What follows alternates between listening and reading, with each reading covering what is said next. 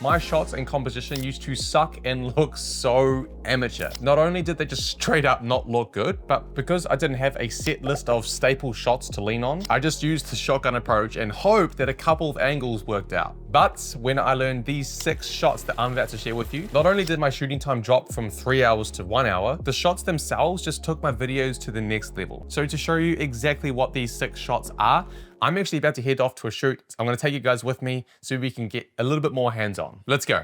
Right, we've just teleported to the house we're shooting today. So let's get into shot number 1, which is the semi-dolly shot. It's literally my staple shot that we use in pretty much every single video. So to do this shot, I like to stand like middle of the road. It's kind of a good start. Typically, whatever the side I stand on is where the garage is. So you can see the garage is, you wanna put the garage, mate?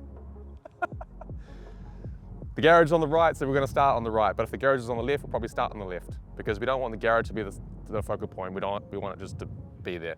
So what we do is we line it up, put it into PTF mode on the gimbal, have the camera starting facing down, and you want to just kind of walk semi-sideways and then tilting up and rotating the gimbal like that.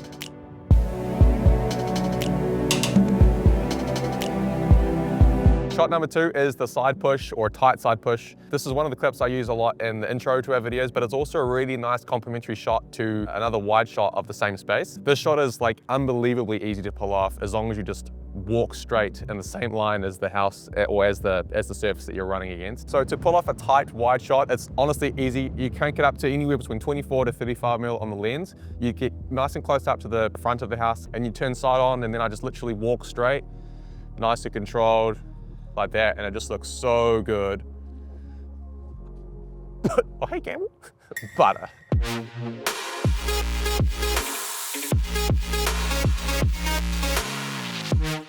Okay, shot number 3, I call it the arc. It's one of our staple shots when entering a larger space like a kitchen or just a large space like a dining room, media room, stuff like that. So to pull off the shot, it's super simple. You just have the gimbal in PF mode, you pick a spot, and you're gonna use the oven as a focal point or the stovetop, and you just wanna kind of walk nice and slowly and kind of arcing through into the kitchen using the benchtop as a foreground.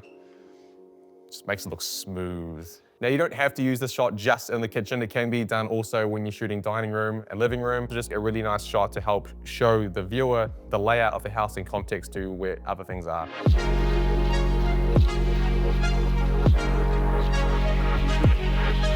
Shot number 4, it's the floor transitional shot. These shots are stable shots for us when we're trying to show the transition from one space to another before we go into a wide push like the arc shot that we just showed. So this can be done in a few different ways. It can be straight up and down, it can be going side to side, or it can be kind of arcing in the direction that you're going to transition to. So for this particular situation, I'm coming from the kitchen, going to the dining room. I'm going to crank to 35 mil, and I'm going to get nice and close to the floor, looking almost 90 degrees. And I want to kind of just be pushing from one surface to the other in the direction of where the dining room is going to be, like that. And then so the next shot that you would use would be that nice arc shot or pushing shot coming into the dining room to help kind of, again, make sense for the viewer.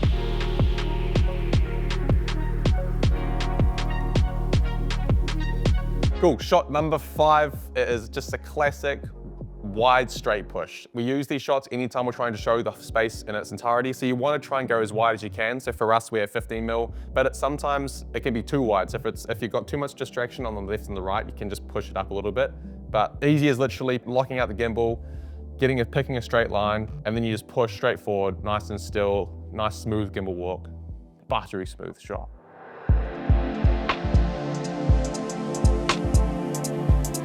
Okay, for shot number 6, we're in the master bedroom for what I call the push and tilt shot. Now, these are typically a staple shot for bedrooms that we push into, bathrooms, stuff like that. It's a little bit of a step up from just your classic arc push shot. So instead of pushing through and arcing like this, which is still a good shot, and we still use those shots for bedrooms every now and then, if you're wanting to try and show more space or wanting to be a little bit more bougie, a little bit more sophisticated, start tilting down at the floor. You still do the same arc, but you're tilting the gimbal up as you push through, and it just makes it look nice.